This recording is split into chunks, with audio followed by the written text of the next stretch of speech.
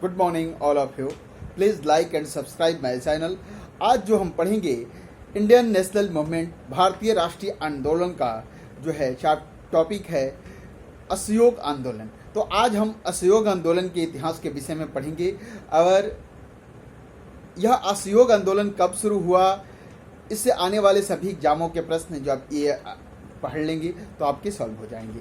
असहयोग आंदोलन की शुरुआत जो है 1 अगस्त 1920 ईस्वी को गांधी के नेतृत्व में हुई। यह आंदोलन जो है भारत का 1920 तक का सबसे बड़ा आंदोलन था। इस आंदोलन के शुरू होने के क्या कारण थे, तो पिछली क्लासों में हमने बताया था कि जब गांधी भारत आए तो 1915 ईस्वी में उस समय क्या था कि प्रथम विश्व युद्ध चल रहा था और गांधी ने अंग्रेजों का इस युद्ध में सहयोग देने की बात की और गांव-गांव घूमकर जनता को यह जागृत करने लगे कि इस आंदोलन में, इस युद्ध में, इस प्रथम विश्व युद्ध में भारतीय जनता ब्रिटिश सरकार के सहयोग करे। इसके लिए उन्होंने गांवों से बहुत सारे युवाओं को जो है सेना में भर्ती कराया और बहुत सारे धन इकट्ठा करके अंग्रेजी सरकार का सहयोग करने का भी प्रयास किया। किसी भी तरह का आंदोलन नहीं चलाया, अंग्रेजी सरकार का सहयोग दिया। अब ये गांधी का मानना था कि ब्रिटिश सरकार इस युद्ध से जब वरी हो जाएगी, इस युद्ध में जब ब्रिटिश सरकार को विजय प्राप्त हो जाएगी, तब ब्रिटिश सरकार भारत में भी एक अच्छी व्यवस्था जो है देगी और भारतीयों के साथ भी सहयोगात्मक व्यवहार करेगी। लेकिन हमने आप लोगों को इसके बाद बताया था कि इस युद्ध के खत्म होने के तुरंत बाद ही ब्रिटिशरों ने भारत में सहयोग और सुचारू व्यवस्था, सही उदार व्यवस्था कौन कहता है, जारी करने के लिए यहाँ पर उसने जो उपहार दिया गांधी को, वह क्या दिया? Rowlatt act. यह एक्ट 1919 ईस्वी में आया और इस एक्ट के विषय में तो मैंने विस्तृत बताया था कि इस एक्ट को अंधा कानून कहते हैं, बिना वकील बिना दलील का एक्ट कहते हैं। ब्रिटिश सरकार जब चाहें बिना किसी कारण को बताए हुए और जब तक चाहें किसी भारतीयों को गिरफ्तार करके नज़रबंद रख सकती थी। गांधी इस बात से काफ़ी दुखी थे और इस रॉलेट एक्ट के विरोध में भारत में एक बहुत बड़ा जन आंदोलन चल रहा था। इसी जन आंदोलन के क्रम में पंजाब में 2 व्यक्ति, डॉक्टर सत्यपाल और सैफुद्दीन किचलू की गिरफ्तारी हो गई थी। इस गिरफ्तारी के विरोध में कुछ लोग पंजाब के जो है जालियांवाला बाग नामक स्थान पर इकट्ठा हुए इस बाग में, और वहाँ पे जनरल डायर ने 13 अप्रैल 1919 ईस्वी को निहत्थी जनता पर गोलियां चला दी। काफ़ी लोगों की मृत्यु हुई और इस घटना की काफ़ी निंदा हुई। इस नृशंस घटना के से गांधी काफ़ी आहत हुए और उन्होंने कहा कि अंग्रेजों का अत्याचार तो भारत में बढ़ते जा रहा है। और तो रॉलेट एक्ट, जालियांवाला बाग हत्याकांड, खिलाफत की घटना, इन सभी घटना ने गांधी को काफ़ी आहत किया और गांधी ने कहा कि अंग्रेजों, अब तुम्हारे खिलाफ हम एक आंदोलन शुरू करेंगे, वह है असहयोग आंदोलन। गांधी ने यह निर्णय ले लिया कि हम अंग्रेजों इस हुकूमत के खिलाफ असहयोग आंदोलन शुरू करेंगे। असहयोग का प्रस्ताव जो है सबसे पहले गांधी ने कांग्रेस की एक विशेष अधिवेशन कलकत्ता में, जिसकी अध्यक्षता लाला लाजपत राय कर रहे थे, वहां पेश किया।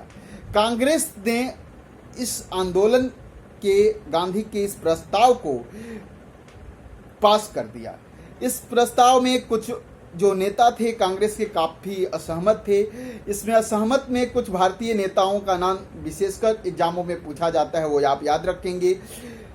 एनी बेसेंट, मोहम्मद अली जिन्ना और बिपिन चंद्र पाल असहयोग आंदोलन से बिल्कुल अलग रहे। गांधी की इस असहयोग आंदोलन में उन लोगों ने समर्थन नहीं किया। तो गांधी ने के इस असहयोग आंदोलन के प्रस्ताव को कांग्रेस ने कलकत्ता के विशेष अधिवेशन में मंजूरी दे दी। गांधी ने यह निर्णय ले लिया कि 1 अगस्त 1920 को असहयोग आंदोलन शुरू हुआ। अब थोड़ा सा यह समझें असहयोग आंदोलन है क्या।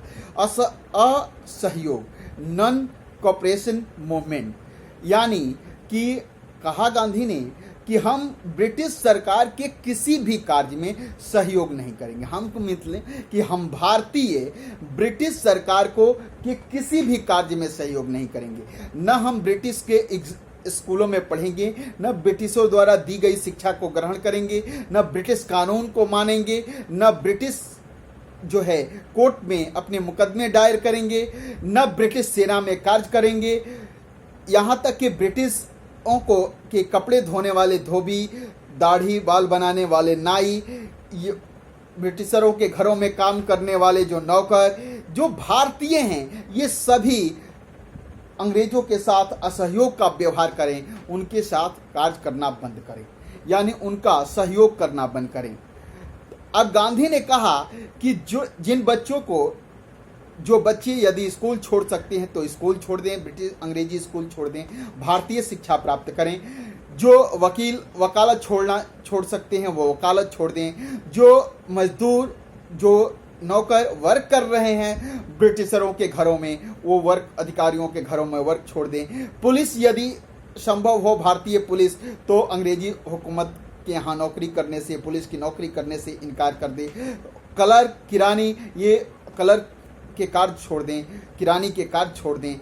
ये सारे नॉन कोऑपरेशन मूवमेंट के तहत ये सारे गांधी के जो थे कार्य थे। इस तरह गांधी ब्रिटिशरों का असहयोग करना चाह रहे थे। और गांधी ने एक पुस्तक लिखी है, थोड़ा सा समझ लें। 1909 ईस्वी में स्वराज, हिंद स्वराज नामक पुस्तक लिखी, और उसमें उसने कहा कि यदि भारतीय ब्रिटिशरों का असहयोग करें तो 1 साल के अंदर ही ब्रिटिश सरकार भारत से चली जाएगी।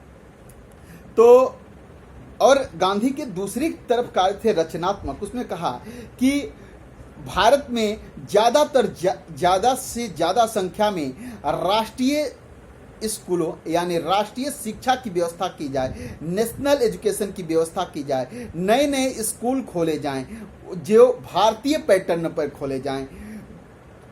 ज़्यादातर मुकदमे लोग भारतीय अपने ग्राम सभा के द्वारा, पंचों के द्वारा ही सुलझा लें। गांधी का यह आंदोलन काफ़ी सफल हुआ। इतना बड़ा मूवमेंट 1920 तक भारत में अभी नहीं हुआ था। इस आंदोलन में लगभग ज़्यादातर बच्चों ने स्कूल जाना छोड़ दिया, बहुत सारे वकीलों ने वकालत छोड़ दी, बहुत मुकदमे कोर्ट में जाने कम हो गए। धोबी नाइयों ने अंग्रेजों के कपड़े धोने, बाल काटने से इनकार कर दिया। रिक्शा चालक जो थे अंग्रेजों को रिक्शे पर बैठाने से इनकार करने लगे। गाड़ियां चलाने वाले ड्राइवर बाहर होने लगे। पुलिस की नौकरी करने वाले पुलिस की नौकरी छोड़ने लगे। अंग्रेज काफ़ी तंग आने लगे। अंग्रेजों के साथ गांधी का यह व्यवहार काफ़ी असहयोगात्मक व्यवहार होने लगा और यह आंदोलन बड़े रूप को धारण करने लगा। अब देखें कि 1 अगस्त 1920 ईस्वी को जब यह आंदोलन शुरू हुआ, उसी दिन बाल गंगाधर तिलक की मृत्यु हो गई। और यह आंदोलन इस तिलक की मृत्यु के बाद काफ़ी अधिक जोर पकड़ा। कहा जाता है कि उसी दिन एक तिलक कोष का निर्माण किया गया और इस तिलक कोष में 6 महीने में काफ़ी अधिक संख्या में पैसे इकट्ठे हो गए। छोटे छोटे चंदे देकर लोगों ने काफ़ी अधिक संख्या में इसमें धन इकट्ठा किया। अब देखें कि जब यह आंदोलन शुरू हो गया तो गांधी के इस आंदोलन को कांग्रेस के जो है वार्षिक अधिवेशन दिसंबर 1920 ईस्वी में कहाँ हुआ? नागपुर में। नागपुर के इस अधिवेशन में कांग्रेस ने गांधी के असहयोग आंदोलन को पूर्ण समर्थन दे दिया। इसके बाद यह आंदोलन शुरू हो गया, चलने लगा। इसी दौरान भारत में जो है ब्रिटिश राजकुमार चार्ल्स वेल्स आए। चार्ल्स वेल्स जहाँ जहाँ गए प्रिंस के काफ़ी बड़े पैमाने पर विरोध किया गया। इस समय भारत के जो गवर्नर जनरल थे वो रीडिंग थे। लॉर्ड रीडिंग को काफ़ी अधिक जो है शर्म महसूस हुआ कि प्रिंस हमारे विषय में क्या सोचेंगे, कि भारत में कैसी स्थिति है और रीढ़ की कैसी व्यवस्था है कि भारत की जनता काफ़ी नाराज है, जगह जगह विरोध प्रदर्शन चल रहे हैं। अब ब्रिटिश सरकार इस आंदोलन को दबाने का लगातार प्रयास कर रही थी, लेकिन यह आंदोलन बंद होने का नाम नहीं ले रहा था। इसी क्रम में एक घटना घटी। देखें, ये एक क्वेश्चन पूछता है कि असहयोग आंदोलन के समय प्रथम गिरफ्तारी किसकी हुई? तो असहयोग आंदोलन के समय प्रथम गिरफ्तारी जो है मोहम्मद अली की हुई थी। याद रखेंगे, इस आंदोलन में प्रथम गिरफ्तारी मोहम्मद अली की हुई थी। तो हो गया। अब आगे देखें कि इसी क्रम में यह आंदोलन चल रहा था, तब तक उत्तर प्रदेश के गोरखपुर के पास चौरा चौरी नामक स्थान पर एक घटना घटी। असहयोग आंदोलनकारी जो है एक रैली निकाले हुए थे और इस आंदोलन को जन जन में फैला रहे थे और एक लंबी भीड़ असहयोग आंदोलन का प्रचार करते हुए, नारा लगाते हुए कि भारत में एक साल में ही स्वराज प्राप्त हो जाएगा, अंग्रेजों बाहर जाओ, इन सारी चीज़ों का प्रदर्शन करते हुए यह आंदोलनकारी जा रहे थे। तब तक चौरा चौरी की जो थाना था, यहाँ पुलिस ने इस आंदोलनकारियों को रोकने का प्रयास किया। आंदोलनकारी जब नहीं पुलिसों की बात माने तो पुलिस ने फायरिंग कर दी, जिसमें 3 बच्चों की मृत्यु हो गई और यह भीड़ काफ़ी उग्र हो गई और थाने का घेराव कर दिया। पुलिसकर्मी भागकर थाने के अंदर अपने को बंद कर लिए। पुलिसकर्मियों को घेर कर आंदोलनकारियों ने आग लगा दी। इसमें एक थाना अध्यक्ष और 21 पुलिस, यानी टोटल 22 ब्रिटिश पुलिस कर्मियों की और एक जो है थाना अध्यक्ष की मृत्यु हो गई। तो 22 संख्या में ये लोग जलकर थाना के अंदर ही मर गए। 5 फरवरी 1922 को यह घटना हुई और गांधी को जैसे इसकी खबर मिली, तुरंत ही उन्होंने इस असहयोग आंदोलन को स्थगित कर दिया। क्यों किया? क्योंकि गांधी के असहयोग आंदोलन का जो मूल मंत्र था वह अहिंसात्मक था, हिंसा का समर्थन नहीं करते। उन्होंने कहा कि अब यह आंदोलन अपने पथ से भ्रष्ट हो रहा है, इसलिए मैं इस आंदोलन को वापस लेता हूं।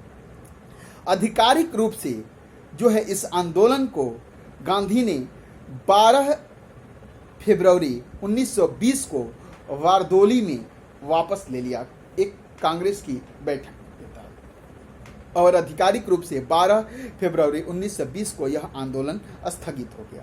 इस आंदोलन के स्थगित होने के बाद गांधी की गिरफ्तारी हुई। 10 मार्च 1922 ईस्वी को गांधी गिरफ्तार कर लिए गए।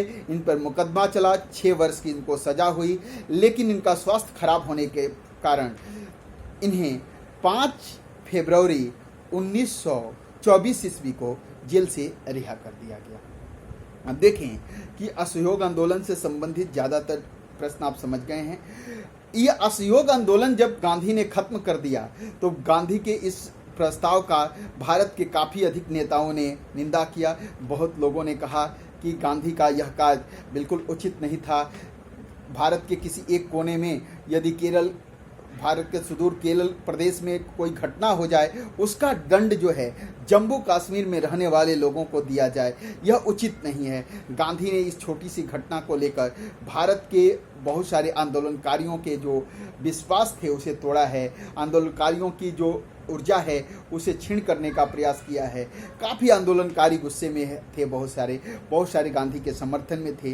तो यह आंदोलन, असहयोग आंदोलन खत्म हो गया। तो आज के यही असहयोग आंदोलन का टॉपिक यहाँ खत्म होता है। अगली क्लास में हम जो है असहयोग की बाद की घटनाएं पढ़ेंगे। That's all. Please like and subscribe my channel. आप सबसे निवेदन है कि आप अधिक से अधिक संख्या में हमारे इस चैनल को लाइक एंड सब्सक्राइब करने का प्रयास करें। थैंक यू, धन्यवाद।